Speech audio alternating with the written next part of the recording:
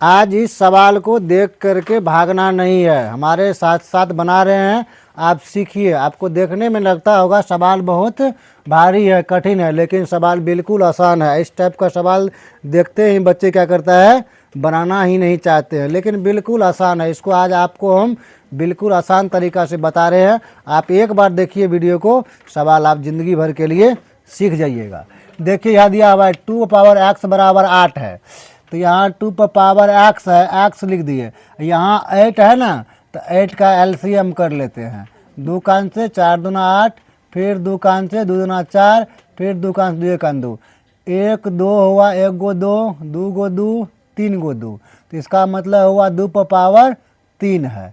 अब जब आधार जब बराबर रहता है तो पावर भी बराबर होता है। 2 के बराबर में 2 है तो x के बराबर में x, इसके पावर के बराबर में इसके पावर हो जाता है, तो x का मान कितना हो गया, 3 हो गया। दूसरा सवाल है 3 पर पावर x प्लस 4 बराबर 81 है, तो 81 का वर्गमूल कर लेंगे, यानी कि लघुत्तम कर लेते हैं।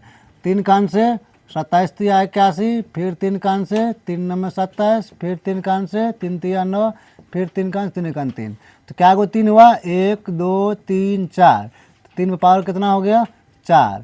अब ये 3 बराबर है तो पावर के बराबर में पावर हो जाएगा, तो x प्लस 4 बराबर हो गया 4 है, तो x का मान 4 है इस साइड पहले से, इस जोड़ में इस साइड आएगा तो घटाव में, तो x का मान हो गया 0 आंसर।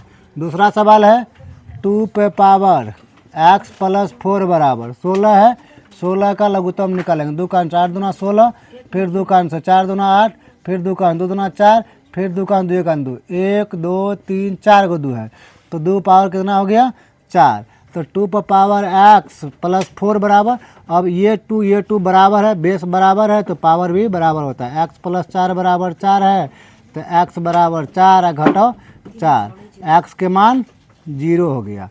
अब यहाँ दिया हुआ है 7 पे पावर x प्लस 4 बराबर, ये दिया हुआ है 343, तो इसका मतलब है 7 पर पावर 3।